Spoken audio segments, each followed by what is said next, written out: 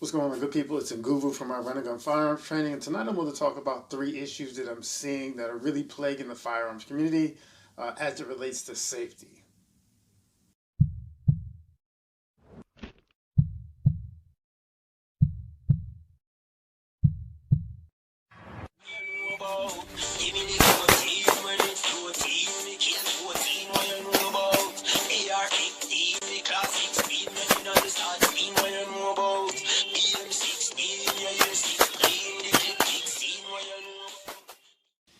So these are in no particular order. Number 1 is flagging or covering or muzzling, depending on what you want to call it. If you're not familiar, that's when you take your firearm and you point it at something that you do not wish to destroy.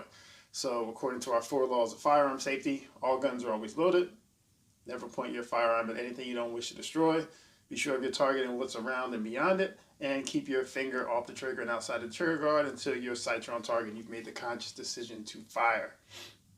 So flagging violates the never point a firearm at anything you do not wish to destroy. So what happens a lot of times, and none of us are perfect, we make mistakes, but if I make a mistake with my firearm and I flag myself, maybe I'm trying to rack the slide, I'm trying to show you the gun, I do anything like that, and I've actually pointed the gun at myself, then if someone comes in the comment section and says, hey, Will, Nguvu, hey, you flagged yourself at, at the 2-minute mark, be careful. My only response should be, thanks for the heads up. I'll take that into account, make sure I'm not doing that going forward. My answer should never, ever be, the gun was unloaded. Because according to the 4 laws of firearm safety that I just listed, all guns are always loaded. So you're always going to treat that firearm like it's loaded. There's no reason to say, all right, I cleared it, and now I'm going to act like it's unloaded, so I'm going to be negligent with it and do things that I shouldn't be doing. All right, so that's number 1. Big, big issue, man. I don't see anyone get hurt. Anyone can make a mistake or have something happen, but if we're not following those laws of firearm safety accordingly, then the chances that happen increase exponentially. Second thing, again, in no particular order that I'm seeing a lot, is no eye pro. So I'm seeing people go into the range and shooting with no eye protection, sometimes no ear protection, and even when shooting steel, no eye pro or no ear pro. Huge issue. If you're shooting at all, you never know, something could happen with your gun. A piece of brass could come out. Something could deflect. I shoot outdoors all the time. There are things, pieces of steel coming from across from the other bay, pieces of a little rock, pieces of a bullet. I've been hitting the leg from things bouncing from downrange.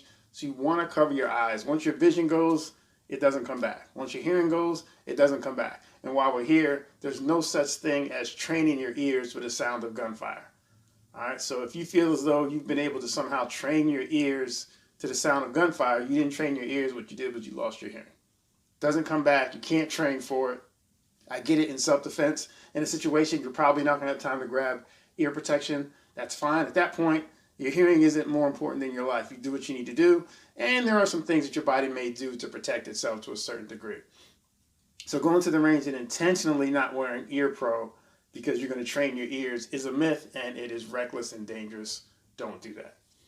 The next thing I want to go over is having people downrange. So this doesn't happen so much indoors because indoor range you typically don't have people going downrange because you're not allowed past the benches.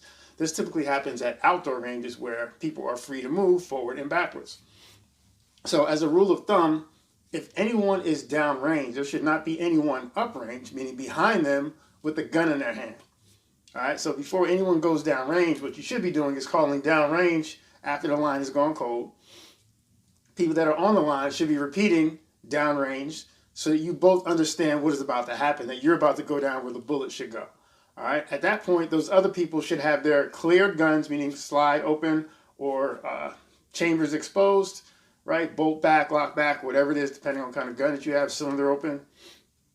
And guns on the table, facing downrange, and you are away from your gun. So you step back so you're not even close enough to touch the gun. There should not be under any circumstance people holding guns while other people are going downrange. Now, if you have rifles and you have it on a sling, then the instructor, whoever's running that situation, might say, let them hang, meaning just let it hang on your sling, but don't touch it, right? Because you don't want people fucking around with their gun and you're standing where the bullets go. All right, it's just a recipe for disaster. Same thing for your cameraman or whatever. They should never be past you further downrange than you are. It's a recipe for disaster. So those are the main 3 things that I've been seeing lately. And it's been pretty disturbing, to be honest with you, because some of these people are instructors. Some people are quote-unquote YouTubers or whatever you want to call them. Others are just in these gun groups that are just propagating this madness about, oh, the gun is unloaded, therefore I can do what I want to do with it. No. And I have a challenge to all the people that are admins in these groups. Stop approving these posts that show poor trigger finger discipline. Stop approving these posts that have people that don't have eye pro on or ear pro or doing reckless things on the range, right? Because it's not helping the community at all, and you're really just setting us back. All right, so I didn't want to end the video with a list of problems and not offering any solutions. So the solution is probably obvious. Get training. At a minimum, you should have some type of firearm safety training under your belt. I don't care if you've been shooting for 20 years. If people have been shooting for 20 years that still don't understand safety. This includes some people that have been in the military. So don't make the assumption that you understand safety just because you've had whatever experience with the firearm. Yes, I'm talking to you.